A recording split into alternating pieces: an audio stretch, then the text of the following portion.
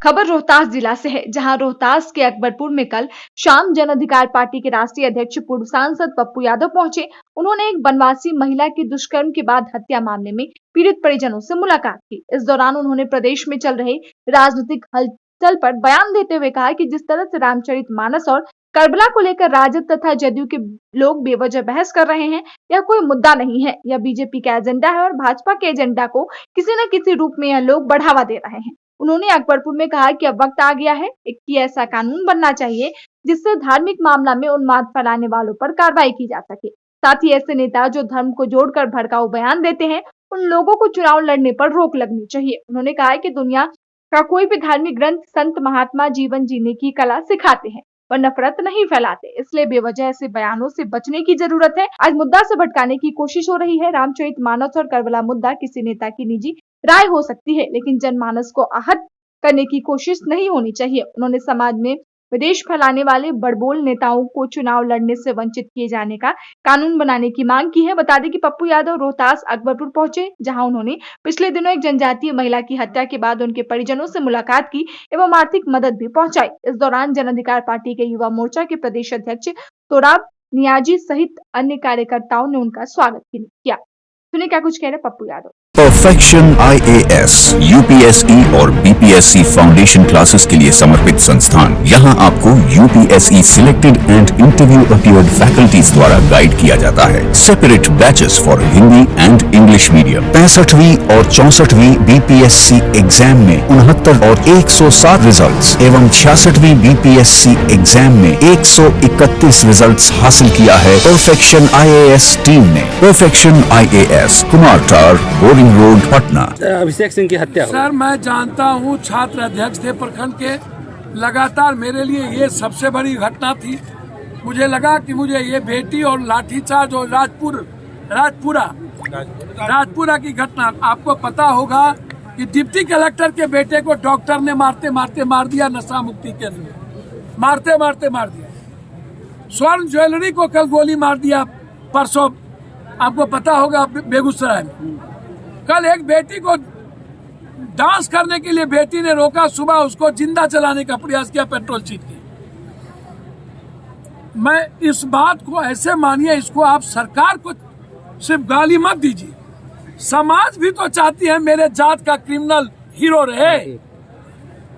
पहले समाज पूछती है कि किस जात का मर्डर हुआ, किस जात ने किया है, कौन धर्म है, कौन मजहब है, और ऐसे लोगों को वोट देती है सोसाइटी। लगभग 90, अब 56 और 47 वाले को टिकट दीजिएगा, सोसाइटी उसी को वोट देगी।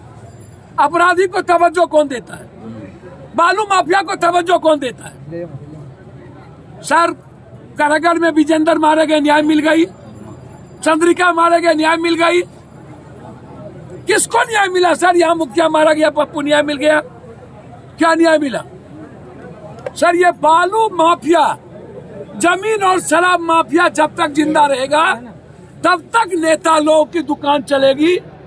हम चाहते हैं समाधान में सबसे पहले नीतीश कुमार। मैंने पहले भी कहा है कि राम हो या रहीम, नानक हो या बुद्ध, कबीर हो या शिव, कृष्ण हो या महावीर, दुनिया का कोई संत सिर्फ जीवन जीने का प्रेम सिखाता है, जीवन जीने का आध्यात्मिकता देता है, वह नफरत नहीं देता है। लिखने वाले, पढ़ने वाले लोग अपने अपने नजरिए से लिखते हैं, पढ़ते हैं। आस्था पर कोई चोट नहीं होनी चाहिए।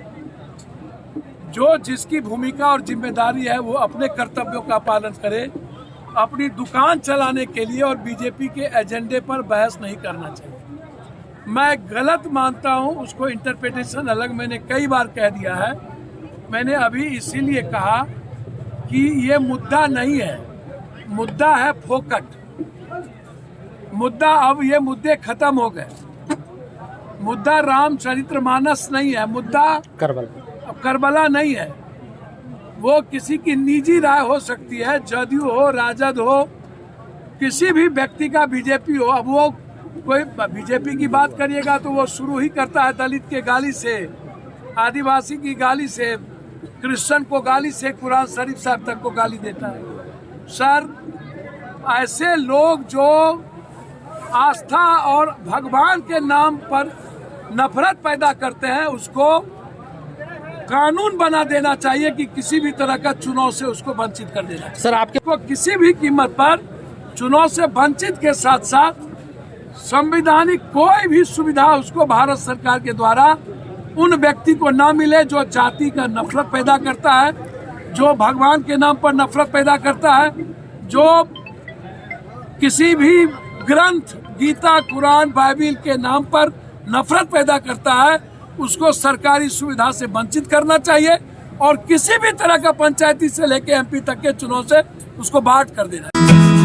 क्वालिटी से कम्प्रोमाइज नहीं, अंतर्राष्ट्रीय गुणवत्ता की टाइल्स, सैनिटरी वेयर और बाथरूम उत्पादों के लिए एक बार मौका देकर देखें। श्री इंटरप्राइजेज,